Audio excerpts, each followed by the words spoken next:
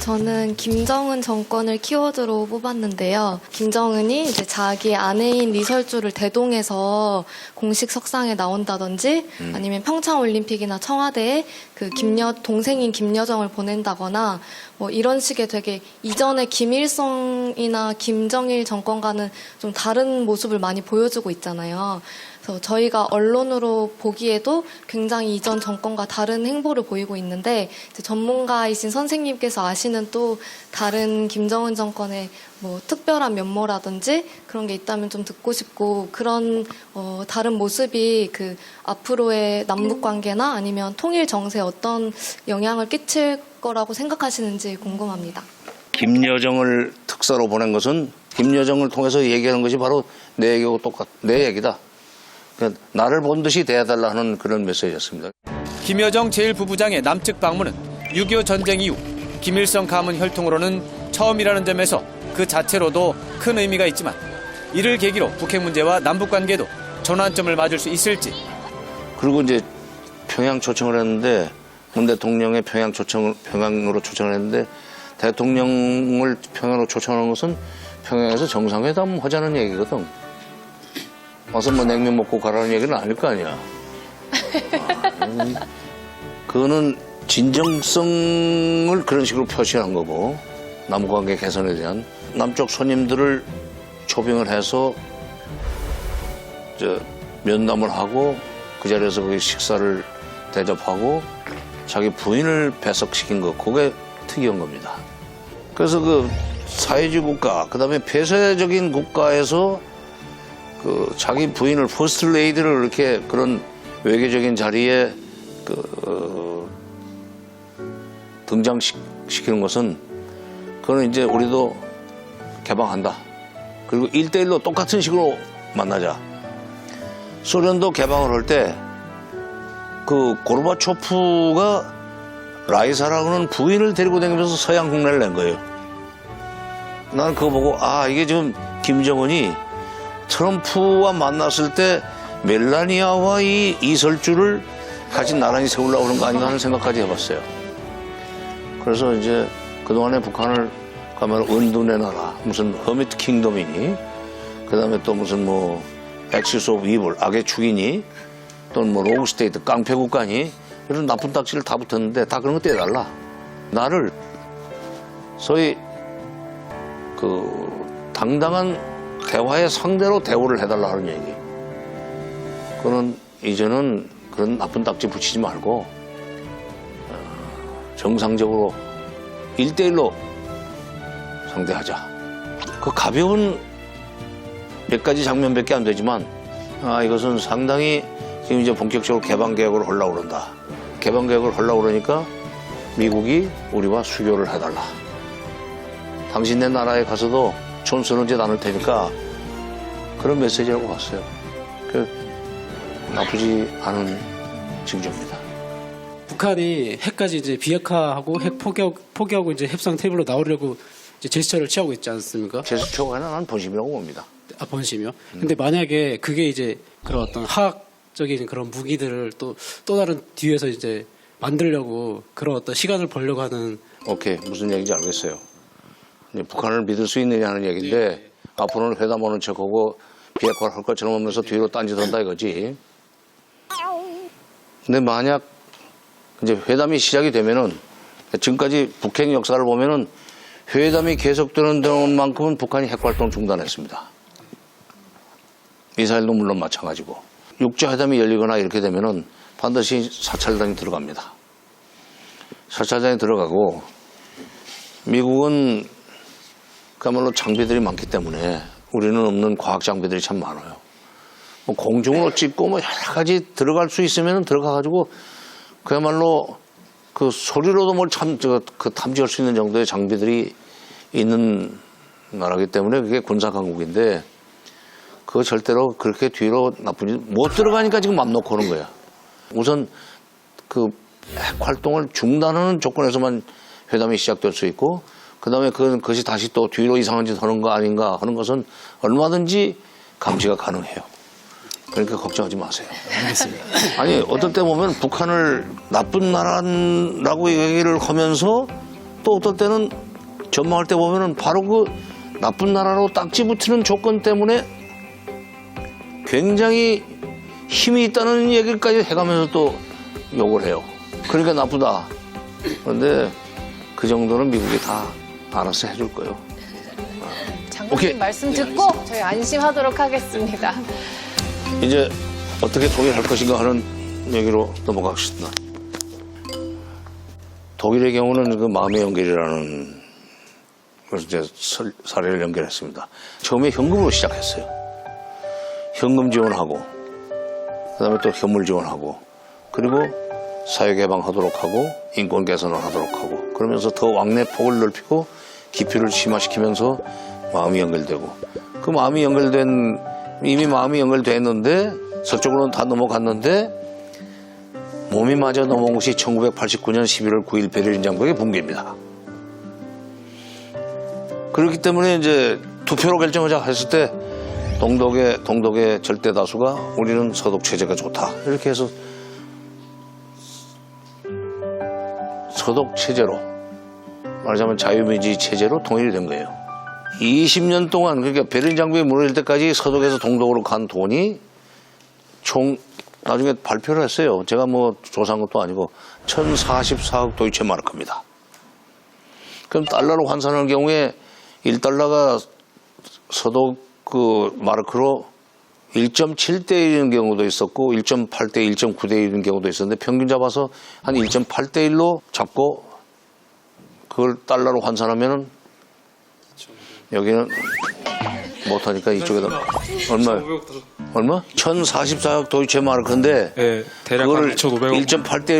1.8대 1이니까 그걸 달러로 환산하면 얼마냐고. 약 한 2,500억 달러 정도 됩니다. 580억 달러입니다. 1044 나누기 1.8은 580이지. 아니 그 산수 쪽으로는 빠져. 그거 암산 빨리 못한다고 그래서 무슨 머리 나쁜 건 아니에요. 그냥 걱정 말고. 자, 580억 달러면 1년에 20년 동안 580억 달러를 20년으로 나누면 연간 29억 달러입니다. 지난 95년부터 2015년 연말까지 남쪽에서 북쪽으로 간 돈이 30억 달러나 됩니다. 현금은 아니에요. 그중에 현금은 한 3분의 1? 5분의 2 정도나 될 거예요. 3분의 1까지는 조금 많고. 반도 안 되지. 그러니까 현금도 있고 현물도 있고. 독일은 1년에 29억 달러씩 보냈습니다. 서독은. 우리 20년 동안에 30억 달러니까 20대 1의 이 비율이 나오는데 돈이 결국 민심을 끌어오는 거고 그리고 아까 내가 벼화자에 입구자 썼지만 바로 그게 가장 확실한 원리입니다. 그러니까 앞으로 통일하려면 돈 써야 돼요. 그리고 94년 정상회담 올 때 김영삼 대통령도 그래요. 돈 주면 안 되겠나. 긴장 완화 다음에 통일입니다. 경제협력하는 과정에 북한이 군사적으로 남한을 위협하지 못하게 만들고 그것이 나중에 결국은 이거 해봐야 소용없구만. 우리도 빨리 남한처럼 경제를 발전시켜서 살아야겠다. 그러려면 무력에 군사력에 투자하지 말고 경제에 투자하자. 라는 생각이 돌도록 만들어야 된단 말이에요. 경제협력은 확실하게 통일을 가져오는데 그게 이제 마음의 연결이라는 게 결국 통일의 구심력을 키웠다는 거죠. 근데 통일의 구심력이라는 말은 통일의 원심력과 이제 그 연결을 해서 생각을 해야 됩니다. 비유를 이게 적절한 비유인지 모르겠는데 요즘은 연애하면 뭐 집에서 말릴 수가 없지만 옛날에는 동네 처녀 총각이 연애를 해도 부모들이 그 집안하고는 절대 안 돼 이런 식으로 반대하면 결혼하기가 어려웠어요. 그런 경우에 부모는 결혼의 원심력이야. 에? 자기들끼리는 계속 달밤에도 만나고 비 오는 날도 만나고 응? 통일의 결혼의 구심력이 커져버리면 그 결혼을 반대하는 부모들의 이 반대 원심력 힘을 못 씁니다. 남북의 5천만, 7,500만이 우리는 통일해야 되겠어. 우리끼리 하나의 정부를 만들고 하나의 국기를 들고 하나의 애국가를 부르면서 올림픽에도 나가야 되겠어. 너희들 좀 방해 좀 하지 마. 할 정도로 구심력이 커지면은 지금 현재 분단을 지속시키면서 이득을 누리고 있는 동일의 원심력들, 국가들 힘을 못 쓰게 돼 있어요. 독일의 경우를 보니까 통일의 구심력이 커진 뒤에 하나씩 원심력을 밀어내더라고요. 한꺼번에는 안 돼요. 통일의 원심력은 지리적으로 우리 가까운 데 있습니다. 뭐 미국, 일본, 중국, 러시아 이 나라는 소위 우리 주변 국가라고 하지만 실질적으로 이 남북이 통일되지 못하도록 처음에 잡아당겼던 나라가 미국과 소련이에요. 북한이라는 완충 국가가 있어야만 미국과 직접 중국이 그 충돌하는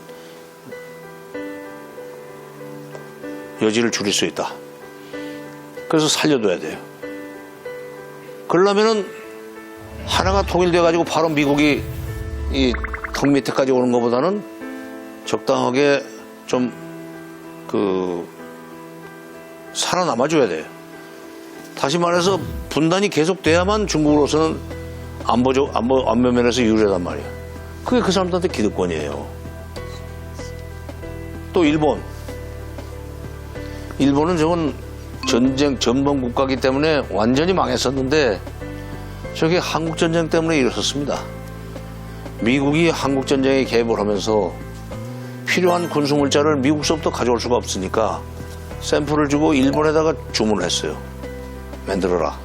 계속 공급했어요.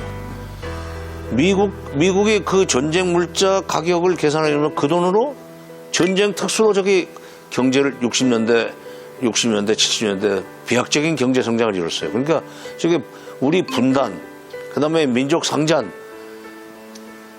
그거 딛고 지금 경제 발전해가지고 세계 지금 3대 경제 대국이 돼 있는데 하여튼 일본이 우리 때문에 저렇게 됐단 말이야. 그러니까 일본의 입장에서 볼 때는 한반도의 분단 상태가 지속되는 것이 그들의 여러 가지로 이득이 돼요. 이게 원심력이야. 그런데 그 원심력이 독일에도 있었어요. 근데 그 사람들은 원심력을 처음부터 밀어내려고 하질 않고 구심력을 먼저 키운 뒤에 남북 동서의 민심이 연결되고 이제 투표로 결정하면 끝나게 생겼을 때 그때 하나씩 원심력을 토막을 치더구만. 제일 강한 원심력으로 작용할 수 있는 미국 자기 편으로 끌어들이는 거예요. 통일된 뒤에도 주독 미군은 남아있어 달라.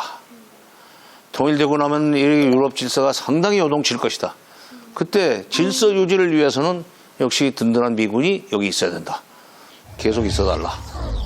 미국 입장에서 볼 때는 주독 미군 철수를 요구하지 않는 서독 정부, 이 부기가 짝이 없는 거야. 그리고 소련도 두 번째 원심력이죠. 근데 소련 경제가 무너지고 있었어요. 80년대 말 중쯤 되면은 소련 경제도 내려가기 시작하는데 바로 독일이 경제 차관을 주기 시작합니다. 독일 통일이 제일 불안한 나라는 독일이에요. 아니, 불란서예요. 어? 서로 전쟁 많이 했잖아. 그런 역사가 있기 때문에 독일 통일을 제일 불안해하는 나라가 불란서이기 때문에 불란서 대통령한테 수시로 전화. 하여튼 주문하라. 그대로 해줄게. 정책이 오면 모든 일을 당신하고 협의하겠다. 어떻게 반대합니까? 영국 제풀에 나가 떨어졌어요.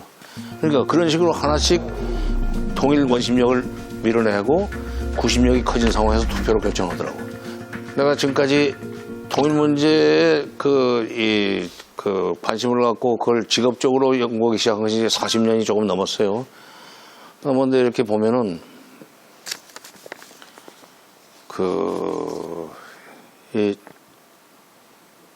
그전에 그러니까 박정희 정부나 전두환 정부 때나 노태우 정부 때까지도 남북의 왕래가 그렇게 일상화되지 않다 보니까 이 민심이 어쩌고 저쩌고 하는 것을 감히 꿈을 꿀 수가 없었어요.